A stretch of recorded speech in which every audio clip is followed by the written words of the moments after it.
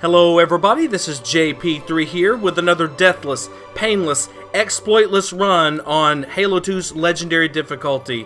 We're going to be doing mission number 13, or playable mission number 13, The Great Journey. This is the final Arbiter mission in Halo 2, and so I guess we're going to get started pretty soon here, so I guess I'll preface this by saying that at the very first of this mission, I might throw somewhat of a tantrum.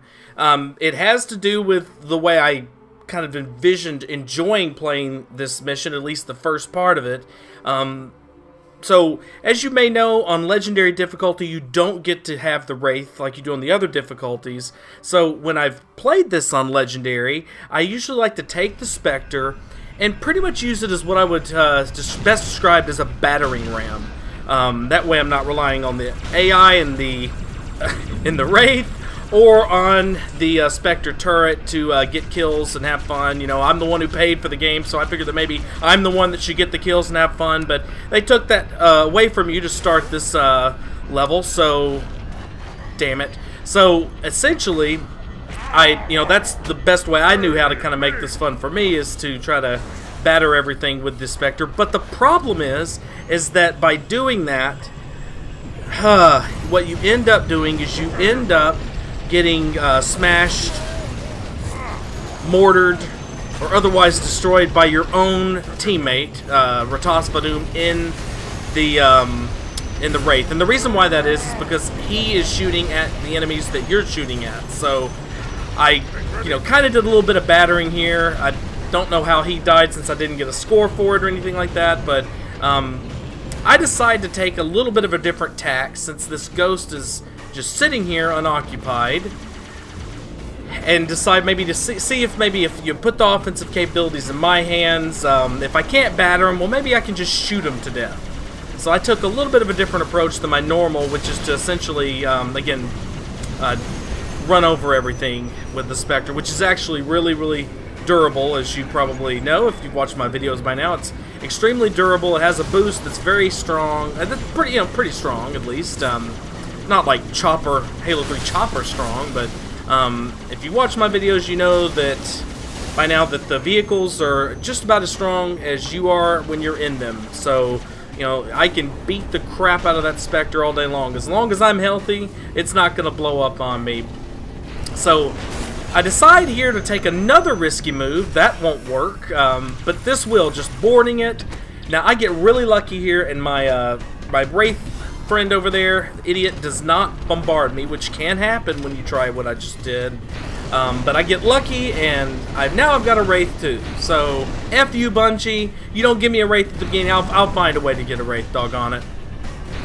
But if you really wanted to play this Deathless, Painless, and all that crap, that the list is the reason I'm doing this. But yeah, if you want to do that, the kind of painless way, you'd hang out behind the Wraith and just chill out with the Spectre and let the Wraith do all the work. So just so you know, but if you do get a Wraith, you can do cool things like that, like totally take out that annoying ass Phantom like within seconds. Because if you don't do that and you try to use the Spectre turret, the AI there, or you try to use the Ratasvadum and all that stuff with his mortaring to try to get the Phantom, well, what ends up happening is the Phantom goes out of the AI's effective range of firing at it. But, of course, it's not out of its range of firing at you. So, essentially it cheats. So, anyway, long story short, never forget that you're playing against AI, because Halo 2 and Bungie sure don't let you.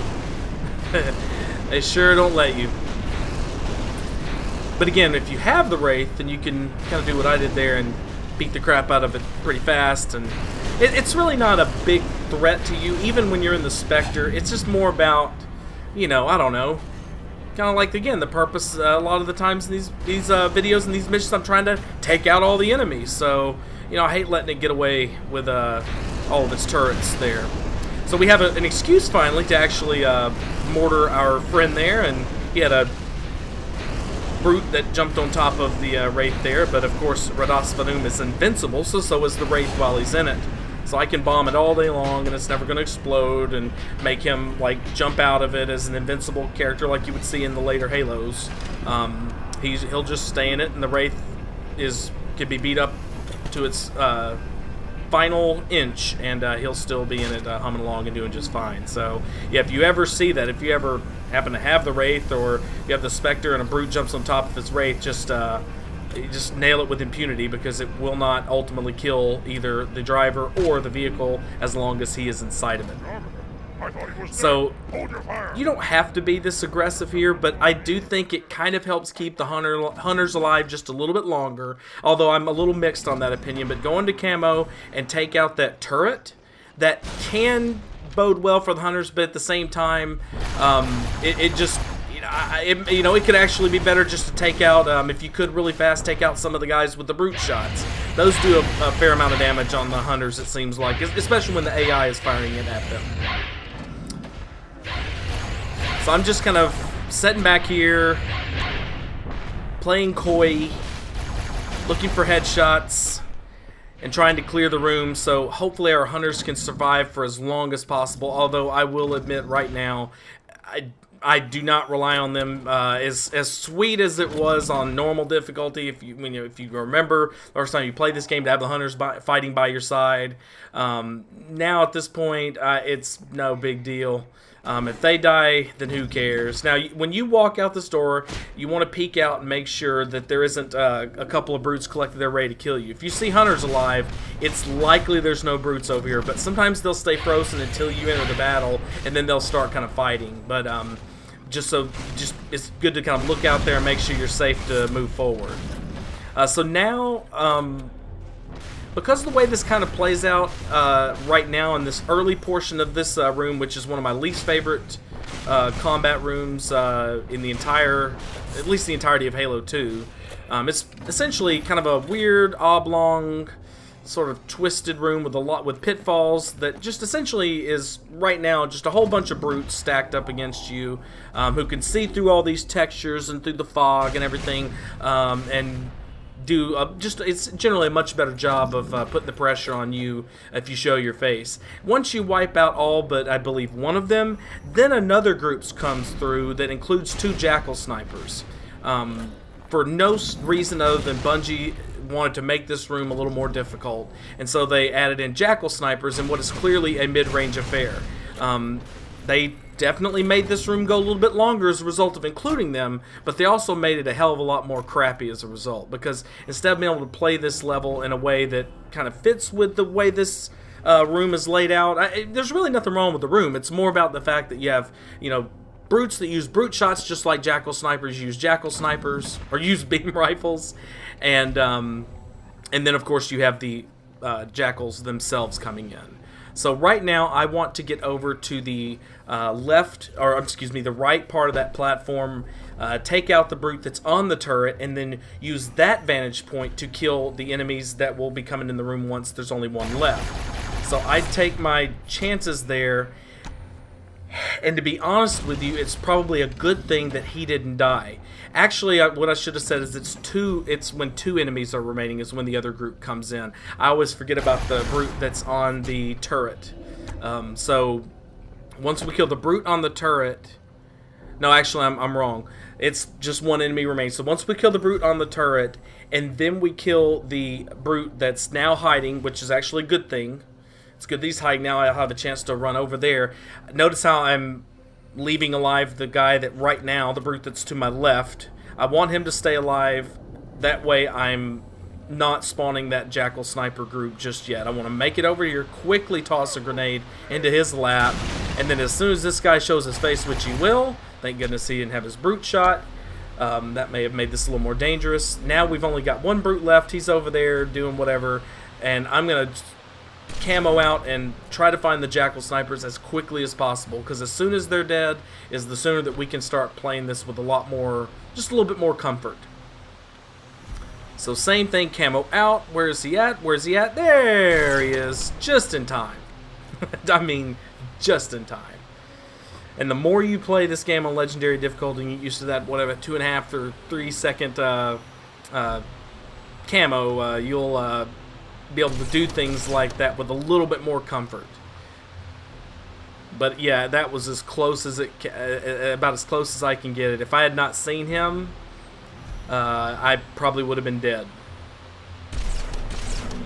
Oh, doo-doo. There we go. So now it's just about, again, kind of killing these guys at range. Just total Halo 2 type stuff here. If you have some needlers on you, which I believe you have some options for earlier in the mission, you could rush this position once the Jackal snipers are dead, but that would involve certainly giving up the sniper, the beam rifle at some point. Or, I'm sorry, I guess that would involve either not taking the beam rifle in here for the Jackal snipers, or giving up the carbine for the needlers. And I, again, to each his own, but I think I've... He just went right over, head over, end over end. So there's a carbine case there. So I'm doing a little bit of a scout there to see if there's anything remaining over there, and I'll just go ahead and end the suspense. I did not scout that well enough.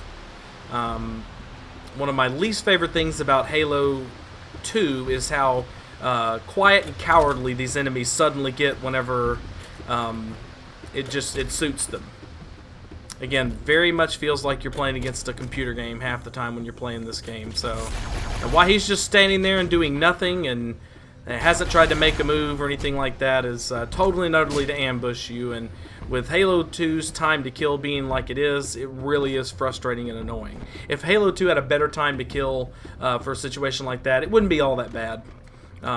More of like a jump scare, but not necessarily a I could die here because of one Jackal just standing there like a moron.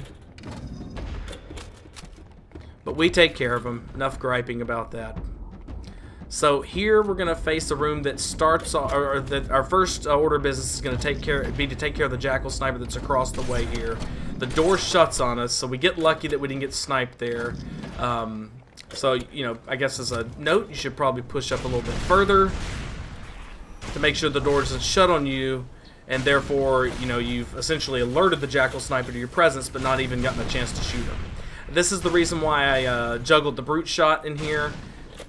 Yeah, he's been hit like 4 times. Just frickin' die, you idiot. So I can take care of them fairly easily. It's not a hard ping or anything, so of course it's going to take like 4 to 7 brute shot splash damage attempts for some Jackals, but yeah, they're unarmored. They don't have personal energy shields or anything, but they have like 10 times more health than you. Don't ever forget that. But yeah, long story short, bring the brute shot in here, and I do juggle the carbine simply because I do want to have plenty of it going into the next sections. Particularly the final section before the boss fight, which if you know how this level works, you'll maybe kind of see it. This is the last place I believe that you have a chance to pick up the carbine unless you do some major backtracking. So I want to make sure that I have some, I guess, here just in case I want to use it as a weapon in this situation. And then of course I want to be able to bring a full carbine over into the next to last room, I guess, the room with all the brutes before you get to Tartarus. So because we used the beam rifle and because we weren't seen, we didn't have these enemies at a high enough alert level, and so we were able to get off a grenade there. Plus we were in camo, but they weren't like facing us ready to fire as soon as we came out of it. Like these, well, at least one of these guys kind of is. And you have to be very, very, have no concept of why that wasn't a stick, but this game was never great about rewarding skill in some situations. So anyway, I'm not sure why the hell they ended up all the way over there, except for that maybe that's how they dodged the grenade. But anyway, what was I saying?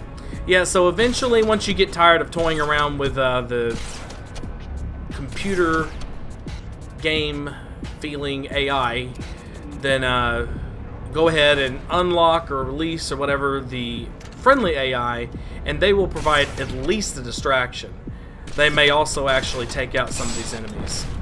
And if you notice there, one of the crappiest, stupid things about this game is that, you know, when you shoot enemies, especially brutes, maybe mostly brutes, and I think jackals to a large degree as well, but arguably all enemies, they can retain their inhuman computer game-like accuracy, regardless of the fact that you have that knockback with the sniper rifle and all that. So right now I'm actually looking for that carbine I walked all the way into here, juggled all the way in here. I'm looking for it. It is disappeared into the geometry. I can break the suspense.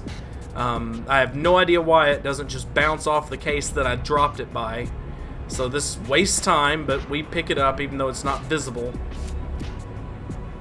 You know, I was reading a criticism of this game the other day that goes from way back. It was fan criticism, and there was some toxic stuff, which you kind of expect. But one of the biggest criticisms that I saw, one of the most common criticisms I saw that I really thought was fitting, was that this game, to them on the campaign, always felt just oddly or surprisingly unpolished.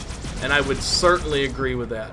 This is a very unpolished game. In some cases, I swear to you, it feels like the funnest one to play of all the campaigns. Just pure enjoyment, and it can be really fun to play. It can be a blast, and of course the story is great. But just like the gameplay, the story as well. There's an unfinished lot of crap that was left on the cutting room floor type feeling to it all, and of course, if you know more about the development, you've watched documentaries and read articles, and even storytelling from the people that were involved in the big players. It makes sense. It makes sense that it would feel like that. It should feel more like that. But they were able to do an amazing job of getting this game into a position where it could be shipped, and is now considered one of the greatest games of all time, despite it being its development being quite a bit of a mess. And as you can see, at least with this 39-year-old Halo fan, we're still obsessed with it. We still talk about it even to this day. So yeah, they didn't do half bad a job, I would say.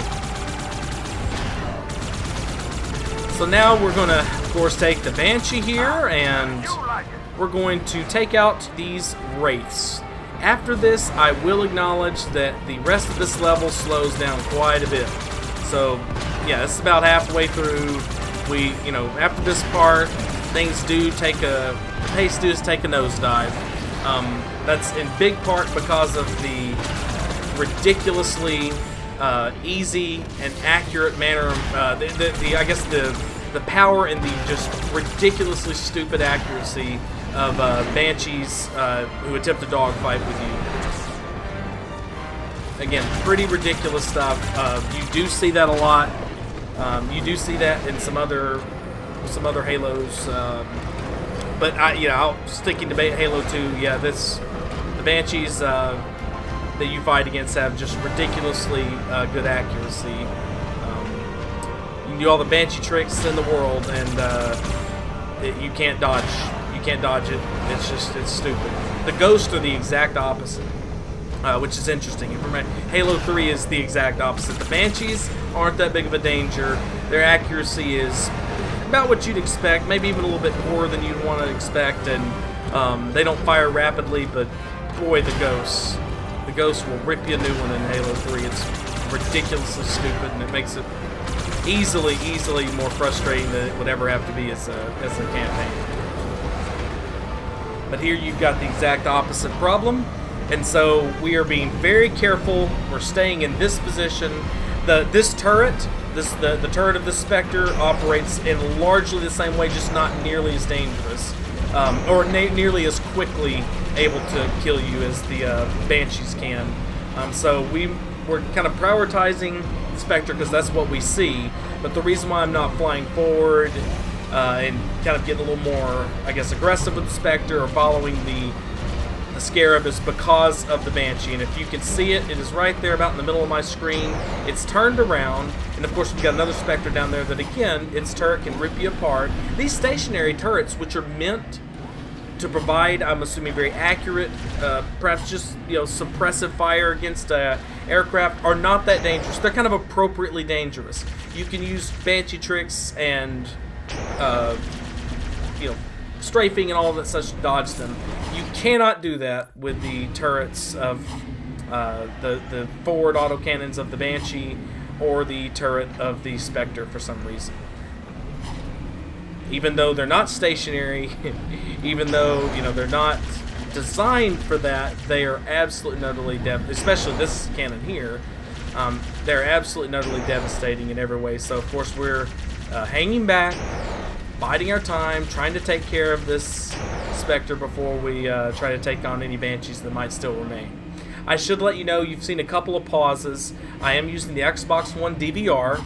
So it only records for 10 minutes at a time, so although this is a single segment run, that's why I have the scoring and especially the time going there. Ultimately, I did have to clip together these kind of 9.5 minute clips, so you will see, it will appear like a segmented run, but it is not. This is a single segment run, and hopefully it doesn't actually appear like a segmented run because of the continuity. I tried to cut into the pauses to make them as short and as low profile as possible. So again, very boring. I will acknowledge that right now, because what's happening here is that I am absolutely and utterly trying to clear out these areas. I'm afraid that brute's gonna magically find his way over and somehow get back on that turret, although I've never seen that before once I've dumped over a Scepter. But just have this fear that it's gonna happen as soon as I start making some headway in this area. But so I'm now taking out the turrets here that are a mild threat if you don't take them seriously. They're more than just a mild threat if you don't take them seriously. The Banshee appears to have gone. Do not worry about getting a new or fresh Banshee. It will not help you. The only thing that will help you is finding a way to destroy and or fly past as quickly as possible oncoming Banshees.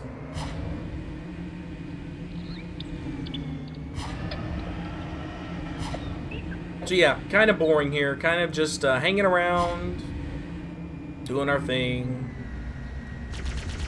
So I see the Banshee, and it appears to be stuck in the geometry. I think I'm shooting it.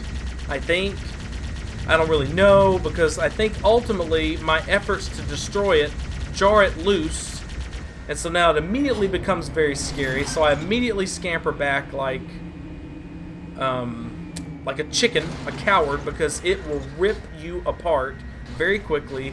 And again, go ahead and try it, but no amount of Banshee tricks, no amount of strafing and going up and down. It just trains the fire on you like you're playing against like it feels like you're playing against the computer. It doesn't feel like you're playing against something that's supposed to be a simulated organic creature. Instead, it's in its purest form. It feels like you're playing against the AI. So this part here, there's two huge differences in how this plays compared to the original Halo.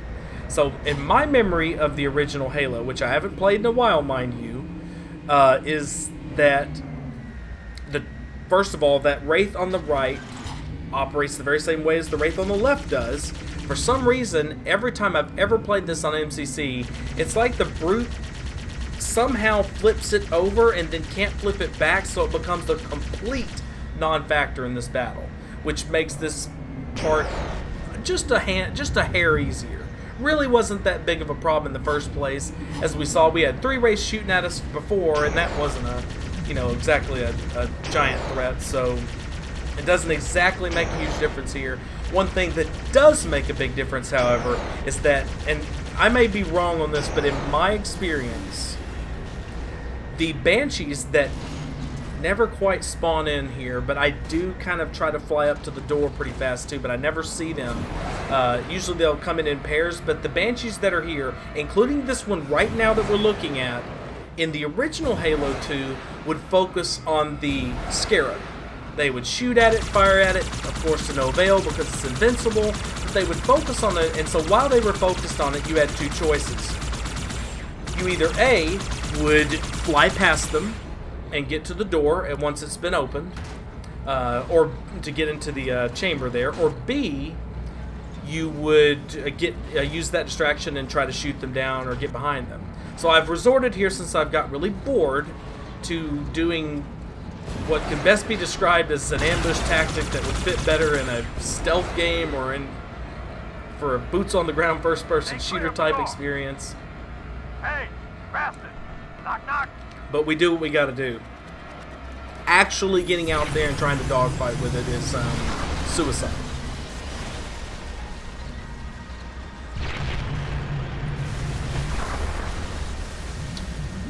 So once you see the title screen, that means you can go ahead and go on in. So again, we don't see the Banshees spawning over there, although just them for the first... I've watched this, kind of skimmed it a little bit a couple days ago, but just then it looked like maybe in the corner of my eye I saw one Banshee that looked like it was spawned in, but it looked so far away that I'm not so sure that's what I saw.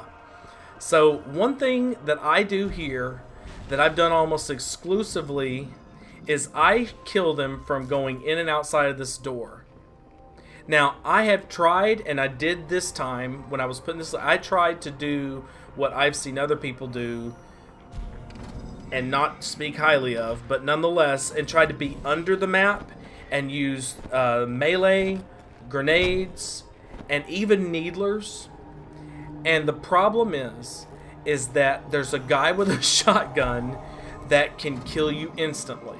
But even if you take him out fairly fast, you also have a guy who's berserking.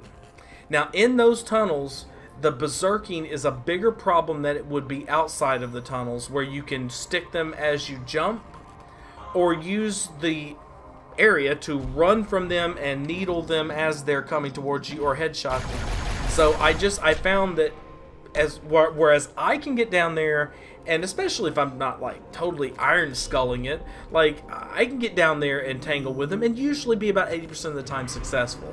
But I don't think that that's a safe strategy at all. That was something that I had to kind of re-refine, because again, I had, in legendary difficulty, I generally did this right here. This is really boring, and I hate this room. It's stupid, because it's just a big room full of brutes. There's no skill involved in this. If you go out there, they will literally shoot you dead. There's no cover. There's nothing to do here except for go down into the bottom of the map in that little crevice area that I'm assuming most people know what I'm talking about. But because I can't show it to you because I don't go down there. But long story short, yeah, it is... There's really nothing to do except for go down in there and take your chances. And you can be the most skilled Halo player in the world. Brutes in this game will kick your ass if whether or not you give them the opportunity to. It depends on a lot of different things.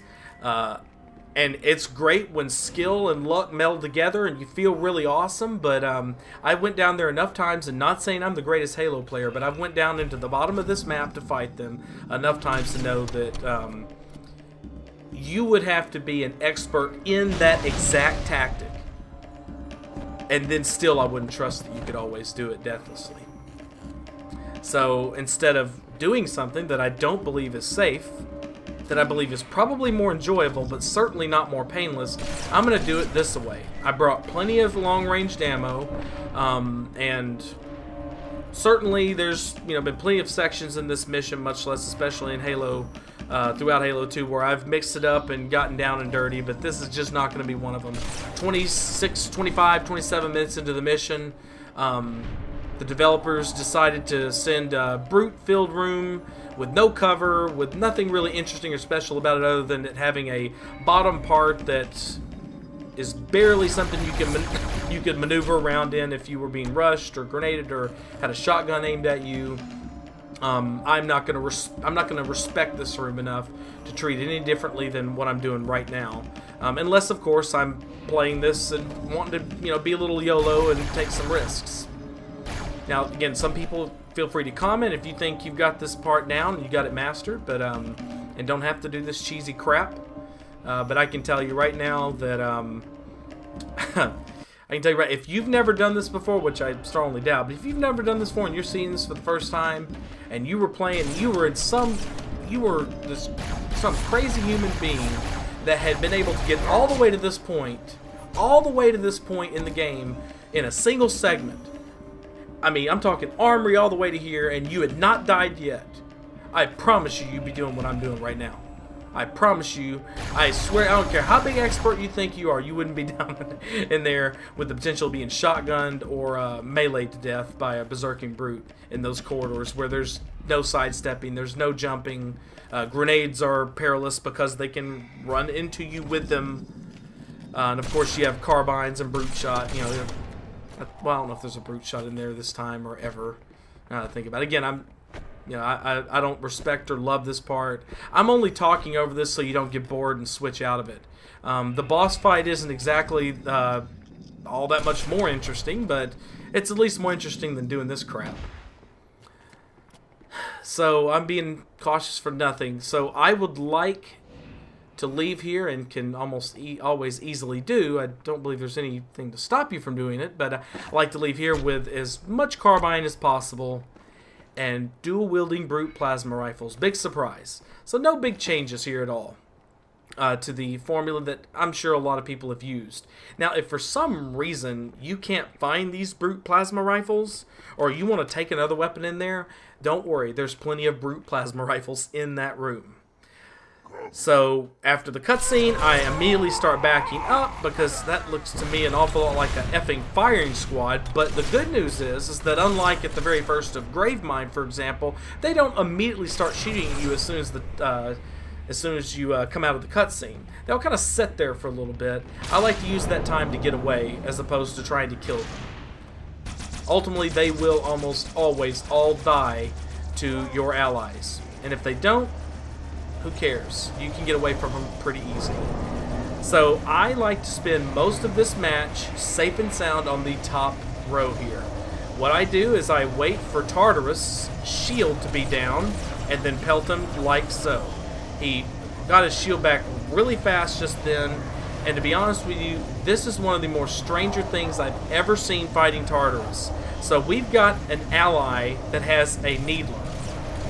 Every time he gets a super combine, it stuns Tartarus. This has essentially prevented Tartarus from killing them, from wiping the floor with them really, really fast, which is something he does fairly commonly. As a result, Tartarus is going to take a lot longer to kill. See, because if my allies were already dead by now, he would be standing in the spot you just saw him in, waiting for me to shoot him pretty much. I have killed him before on legendary difficulty without even seeing a squad of brutes come to help him. But right now, he's been focused too much on our allies. Johnson can't shoot him from that angle, I'm assuming. And so this is going to take a little more time than I've had it take recently. Johnson missed the first shot, so this is where he'll stand, right there. And Johnson will shoot him. Sometimes Johnson will knock him into the beam, but for the most part, Johnson misses the first shot again. So we're going to have to wait again. So again, this is going to take a lot longer than it normally would. Now we have actually got allies coming in again, which I've not seen them come in this fast before after being killed off. So he does finally get his shield taken down by Johnson. And we did get some good hits on him there, but he comes up here. Now, he will always fly up and all the way to near the edge. So when he flies up, you don't have to start, oh my god, is he going to land on my head, or is he going to hammer me while he's being jettisoned up? So, you know, he comes up here, no big deal, just figure out where he lands and be ready to defend yourself and or potentially get some hits on him like we did when he was on his way up and his shield was still down. So the brutes, they come in at some point. Johnson hit him at least once there. And if you're ever in doubt, you kind of get too close there like I did then, go into camo, back off, so on and so forth. So the brutes, we do have 2 waves of brutes that will come in to help him. I'm not sure when or how the first ones get here. I'm gonna try to keep my eyes solely on the minimap to see when that happens. God bless. His shield recharged so fast just then compared to other times where he'd been shot in the... Of course, I had a clear shot on him then, so that's why. And for some, I have no idea why Johnson missed the first 2 if he could hit the third. When he misses that badly, I assume it's a ricochet, but oh well. The third major section in this level where you're relying on the friendly AI to do the work for you. Somebody should have told Bungie back then that, you know, I bought this game so I could play it, not so the stupid friendly AI could get all the kills and have all the glory. So there they are. I wasn't watching my mini-map. I'm not sure when they came into the combat arena here, but they're no big deal. They don't come up here. You just need to, excuse me, you just need to know when they come in so you can do things like that. And make sure that they don't brute shot you, or brute shot the rim of this structure here, and essentially, you know, kill you with the splash damage. So he moves with magical awareness of my ability to throw a grenade at him, even though I was in camo. So we'll just spam the carbine, because apparently Bungie respects those kills more, or respected those kills more than sticking him with a grenade. And we follow suit with the other brute. So now it's just us and Tartarus for a little bit here. And yet again, Johnson, when he does get a clear shot on him, he flies up and floats up, so it's almost impossible to pelt him. Again, this we should already be done with this boss fight, but because we don't have a lot of control over, you know, whether Tartarus' shield is down or blah blah blah, lots of other crap, we just have to wait. So sorry that this dragged on too. Again, great journey. Not one of my favorite missions in the Halo Pantheon. And this boss fight is by far the worst one in the game. I mean, the Heretic boss fight ain't great, but it does provide you with a challenge on the lower difficulties, and there's ways to beat it that work very fast. Whereas this crap just takes forever. That's the only thing you have to worry about, really, is being surprised like that. Now, if somehow, some way, which I'm assuming it could happen, you had 2 or 3 of the brutes concentrate their fire, I guess you could possibly die in that kind of scenario. It would probably result in me breaking the controller, maybe even the console, because I don't believe I've ever had that happen before. But as you can see, there's certainly the possibility of that crap. So, and the only reason I talk about it with disdain is because there's no reason why they should be that accurate, that fast, when you just show your head for 1 second. There's no reason, except for unless they did not tune these AI at all to be, again, to actually fight like and feel like organics. It feels like, again, you're fighting a computer game.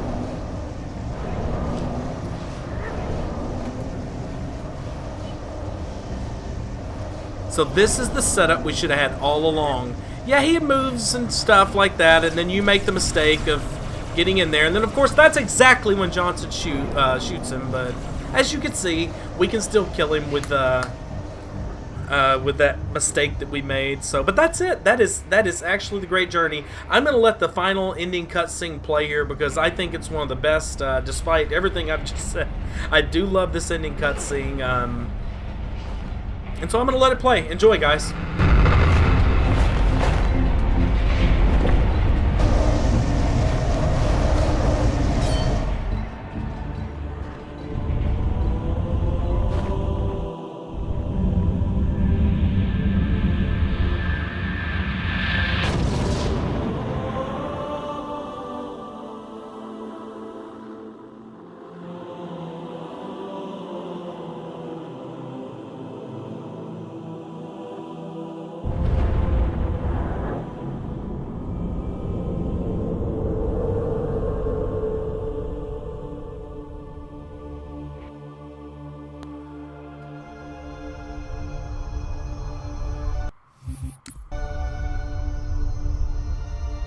What's that? A beacon. What's it doing? Communicating at superluminal speeds with the frequency of Communicating with what? the other installations. Show me. Fail-safe protocol. In the event of unexpected shutdown, the entire system will move to standby status.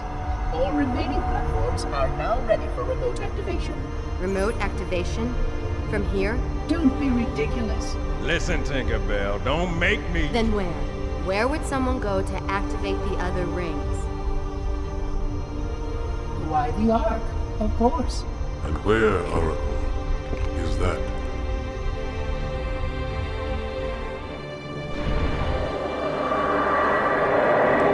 Got a new contact. Unknown classification. It isn't one of ours. Take it out. This is Spartan 117. Can anyone hear me? Over. Isolate that signal. Master Chief, you mind telling me what you're doing on that ship? Sir, finishing this fight.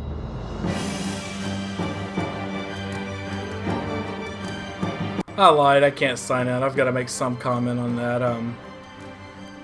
First off, notice whenever the Arbiter was staying next to the humans, just how, like, he was bigger and taller, but notice, you know, how they look comfortable together. If you had that same scene now with the art design that 343i has had, it looked like a big, giant, hulkish thug standing next to two human beings, and I don't think it would sell. I don't think you could sell it. Like, a character as intelligent, as depthy as the Arbiter is in this mission. You couldn't have sold it. But my mind is not at rest, for questions linger on. I will ask, and you will answer. All right. Shoot.